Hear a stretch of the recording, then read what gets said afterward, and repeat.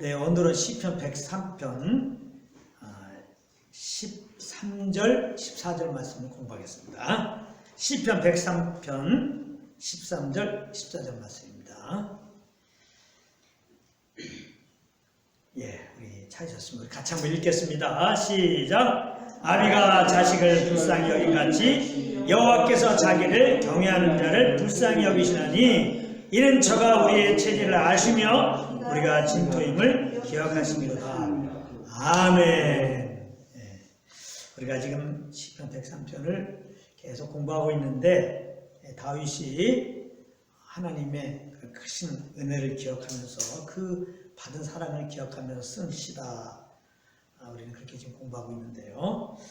오늘은 특별히 이 다윗이 정말 하나님이 정말 우리를 정말 긍휼히 여기신다. 정말 긍휼히 여기신다. 불쌍히 여기신다. 이거를 삼촌가 너무 많이 느낀 거예요. 그래서 지금 이렇게 여기 좀 기록하고 있는데요. 이미 그 시편 103편 그 8절에서 여호와는 누구신가 여러 가지로 표현할 때 자비로우시며 제일 먼저 다윗이 표현한 게 자비로우시며 이게 이제 긍휼하신 하나님, 우리를 불쌍히 여기시는 하나님이거든요. 다윗은 그러니까 삶 가운데 불쌍히 여기시는 하나님을 많이 경험했어. 오늘 말씀 보게 되면 하나님이 우리를 불쌍히 여기시는데 왜 불쌍히 여기시느냐? 우리 체질을 아신다. 체질을 아신다. 체질이 뭐야? 불쌍해. 너무 연약해. 그런 참 자주 넘어지는 너무 연약한 그런 체질인 이제 하나님 우리를 아시기 때문에 아예 그냥 우리가 진토음을 기억하신다. 하나님 우리를 만드셨잖아요. 진토라는 것은 더스트, 먼지, 흙의 먼지로 우리를 만드신 분이잖아요. 우리 이렇게 그렇기 때문에 우리가 연약한 존재인 걸 알아요. 그래서 하나님께서 정말 우리를 불쌍히 여깁니다. 긍휼히 여기세요. 정말 자비롭게 우리를 이제 대하시는데요. 누구보다도 다윗은 그런 하나님을 많이 경험한 거예요. 그 대표적인 것이 이제 다윗이 가장 큰 공적이라고 한다면은 골리앗을 이렇게 죽인 거잖아요. 근데 다윗이 골리앗 죽인 게 아니죠. 그 힘과 힘 대결을 하면은 그냥 그거 뭐 그냥 손바닥으로 한 대 때려도 그냥 다윗은 기절하게 생겼어요. 조그만 다윗인데 어린 다윗인데 골리앗을 어떻게 이깁니까? 근데 거기 보게 되면 성경을 보게 되면 여호와 이름으로 정말 나는 골리앗을 못 이긴다. 하나님 나를 불쌍히 여주세요. 내가 어떻게 골리앗을 이겨요? 그러나 하나님 나를 불쌍히 여기시는 분입니다. 날 도와주시는 분입니다. 그러니까 나는 도우시는 이름 여호와 이름을 의지하고 내가 골리앗을 나가겠습니다. 그러면서 이제 여호와를 의지하고서 물맷돌을 던진 거거든요. 그러니까 주님의 도움이 물맷돌 가운데 임해가지고 우리가 돌 맞으면 좀 피가 나고 그러지 그 돌 맞았다가 죽습니까? 근데 거기 하나님이 막 그 물맷돌 가운데 하나님의 능력이 임하니까 그냥 골리앗이 이렇게 죽은 거거든요. 사람이 가장 위급할 때 그때 어떻게 처신하느냐가 그 사람의 평소에 그 중심의 삶의 태도입니다. 다윗의 인생에서 가장 정말 어떻게 보면 중요하고 정말 힘들 때가 골리앗 앞에 맞설 때 아니겠어요. 그 이스라엘의 사울을 비롯한 이스라엘 군인들이 벌벌 떨어갖고 골리앗이 한마디 했을 때 꼼짝 못했어요. 그런 가운데 이제 다윗이 나갔는데 근데 그때 다윗이 나가게 된 것도 그렇고 나가서 한 것이 오직 여호와만 의지한 거야. 나는 진토입니다. 나는 진토예요. 내 체질 아시잖아요. 주님 나는 아무것도 할 수 없어요. 나는 무능력자예요. 주님이 그런 날 불쌍히 여기시죠. 긍휼히 여기시죠. 도와주세요. 긍휼히 여기시고 도와주세요. 그 가장 인생에 있어서 유경인 상황 속에서 다윗이 정말 여호와를 붙들었다는 것은 다윗은 평소에도 항상 그렇게 여호와를 그 중심에 의지하면서 의뢰하면서 그렇게 살았던 거예요. 그래서 양을 치다가도 그 자기가 치는 양을 막 곰이 이렇게 사자가 물고 가면 그냥 가갖고 맨손으로 그 입을 벌리고 그냥 빼냈다는 거 아니에요? 수염 잡고. 이게 가능한 일이니까 아무리 용기 있는 거는 용기 있다고 할 수 있어요. 그러나 그게 사람이 짐승과 대결해서 이길 수 없죠. 나는 너무나 불쌍합니다 하고서 나를 불쌍하게 하신 주님을 알고 주님을 의지하고 나가서 그렇게 한 거예요. 다윗이. 그래서 정말 이렇게 어려울 때마다 주님을 의지했을 때 정말 주님의 도움을 느꼈다. 왜 날 도와주셨을까? 긍휼히 여기셔갖고 날 불쌍히 여기셔서 그냥 삶을 돌아오면 그래요. 그래서 이렇게 시편 3편에 삶을 돌아오면서 조목조목 하나님께서 이렇게 인생 가운데 자기 인생 가운데 행하신 것을 기록할 때 하나님은 자비로우시다. 아주 긍휼의 풍성하시다. 그런 의미라고 했어요. 오늘도 보면 아주 그냥 불쌍히 여기신다. 주님이. 하나님 불쌍히 여기신 분이다. 이렇게 지금 고백하고 있는데요. 그 시편 63편에 보면은 이거 다윗이 쓴 거예요. 유다 광야에 있을 때. 하나님이여 주는 나의 하나님이시라. 내가 간절히 주를 찾되 물이 없어 마르고 곰핍한 땅에서 내 영혼이 주를 갈망하며 내 육체가 주를 악만하이다. 아마도 사울왕한테 이렇게 쫓겼잖아요. 광야 생활했잖아요. 다윗이 오랜 동안. 그런 가운데 이걸 쓴 것 같습니다. 사울이 다윗 이제 악신이 들어가지고 시기심이 나갔고 사람들에게 다윗이 더 인기 있으니까 다윗을 죽이려고 막 그랬을 때 사울왕이 막 3,000명의 정예의 막 어떻게 보면 자기의 그 보디가드들이죠.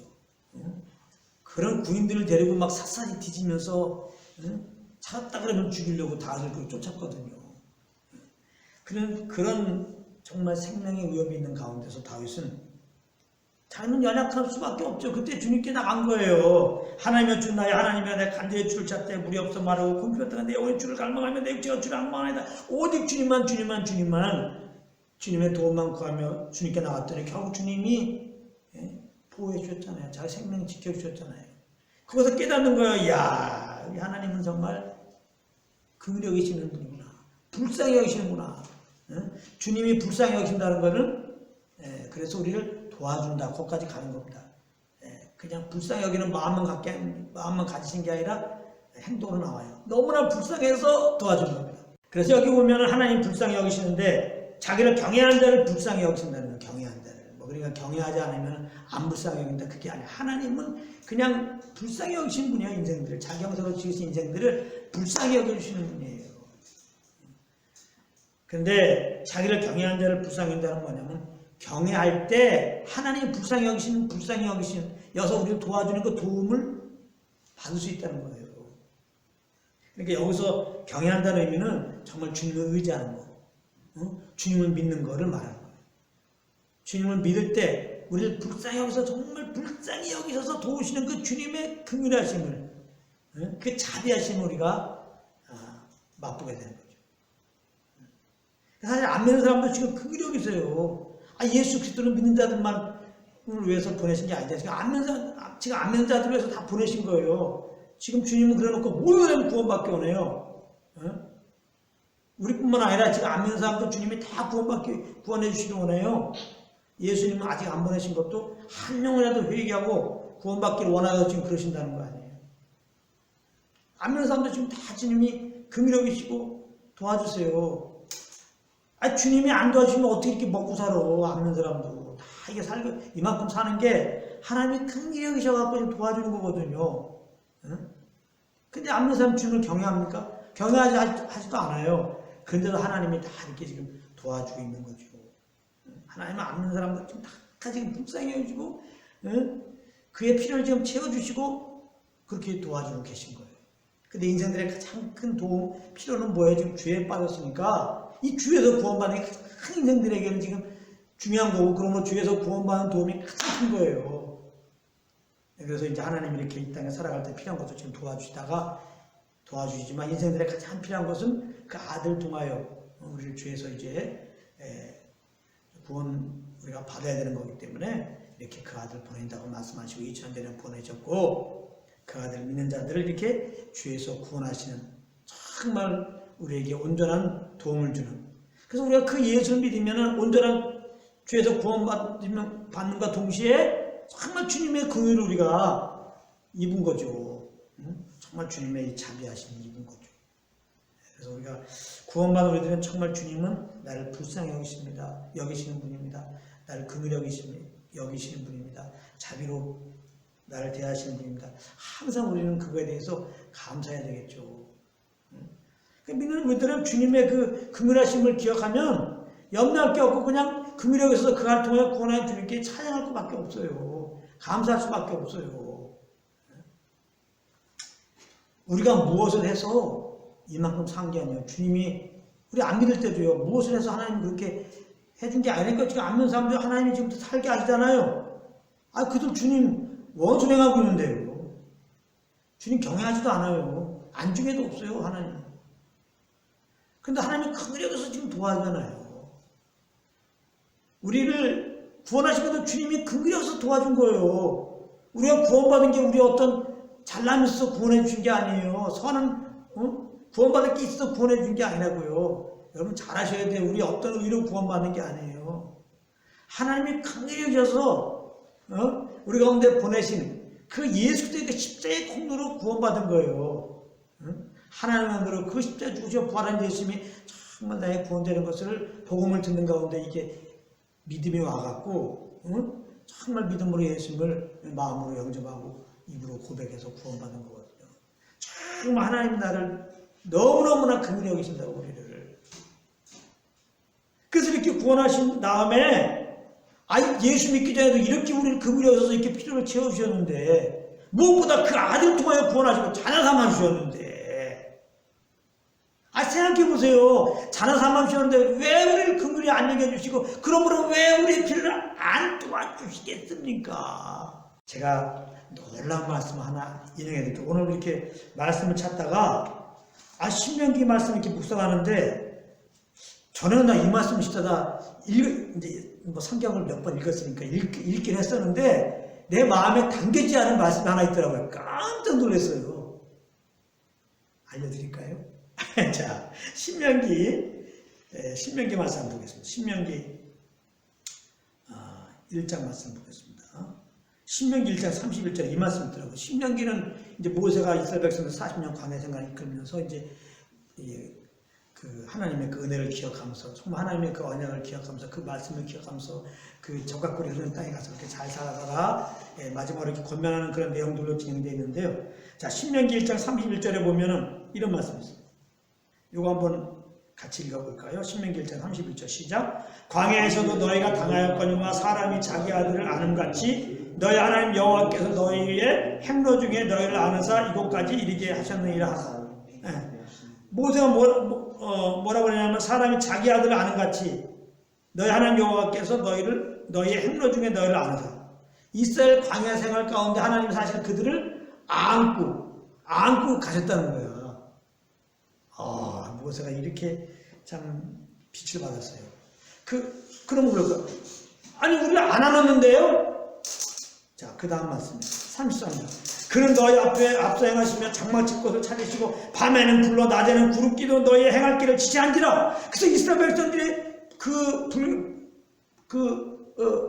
불기둥, 구름기둥 따라가면 안전했어요. 사실은 낮에는 불기둥이죠. 구름기둥이죠. 시원하고. 팔텐 지역이 뜨거운데. 밤에는 불기둥이죠. 밤에는 또 추워요. 근데 그냥 불기둥 따라가면 그 불기둥에 보호받아갖고 따뜻해갖고 감기 걸릴 이유가 없어요. 더 놀라운 거는요. 이스라엘에서 40년 광야 생활 가운데 옷이 헤어지지 않았다는 거야. 발이 붓지 않았다는 거야. 왜 하나님이 안고 가져가고. 하나님의 옷이 있다면 그것이 헤어질 망정 우리 옷은 안 헤어져. 하나님 완전히 우리를 이렇게 막으셔. 하나님의 발이 부르틀지언정 우리 발은 안 부르트죠. 하나님이 안고 하셨으니까. 그러면 하나님이 언제 안고 갔었지만은 그렇게 말할 수 있겠지만 여기 보면 불로 구름으로 인도했잖아. 너희들이 불기둥 구름기둥을 따라갔잖아. 그래서 이렇게 보호된 거야.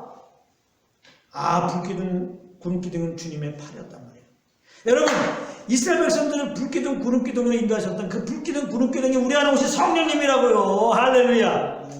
불기둥 구름기둥을 인도하면서 결국은 하나님이 그들 지금 안고 간 거라 말이야. 완전히 보호 가운데 있는 거예요. 그들이 불기둥으로 갔으면 아무 적 없어요. 응? 우리가 우리 안에 계신 성령을 쫓는다면요, 하나님 품 안에 안겨 지내는 거야. 이스라엘 백성들이 여러 가지 내적의 침범도, 적들의 침범도 있었고, 막, 그냥 너무나 목이 말라갖고, 막, 반석만 있고 돌만 있는데, 막 그런 데도 있었고. 먹을 것이 좀 먹고, 고기 좀 먹고 싶은데. 그럴 때도 보면 하나님 다 채우잖아요. 불기둥, 구름기둥으로 가니까 그 안에서 다 해결되잖아요. 그냥 불기둥, 구름기둥만 따라가면 돼요. 우리 안에 성령님이 계시잖아요. 우리 생각에 너무 어렵고 힘들고 막 이런 일 만난 거지.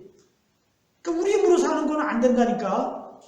아직까지 우리 존재가 얼마나 연약한지 몰랐고 내 힘으로 살았군요.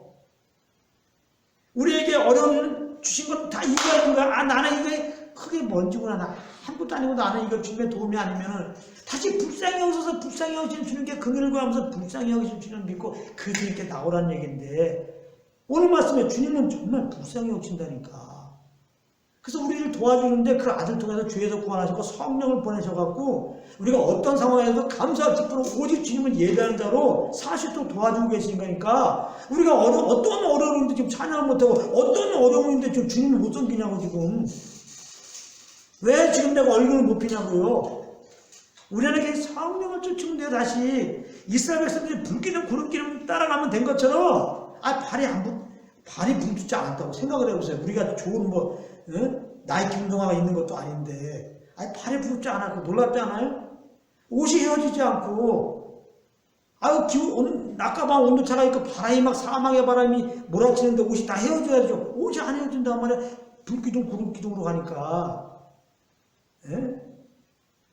그러니까 어떻게 우리에게 닥친 문제는 문제가 아니에요. 정말 주님이 긍휼하시고 성령으로 도와신다, 이끄신다, 이걸 기억하면은, 그러니까 우리가 어려웠을 그때 가만히 있는 거예요. 자꾸 내 생각을 동원하면 이거 괴로울 수밖에 없지. 이거는 뭐 근심밖에 없고. 그러니까 주님이 다 내 생각도 맡기고, 내가 지금 어떻게 해야 됩니까? 물어보면 감동을 주세요. 주님의 십자가 은혜와 하나님의 사랑 알려주면서 이렇게 긍휼히 계신 주님을 알려주면서 그 은혜, 구원의 은혜 감사하면서 무엇을 할 그런 마음 주시면 그렇게 움직이면 그게 보호되는 거야.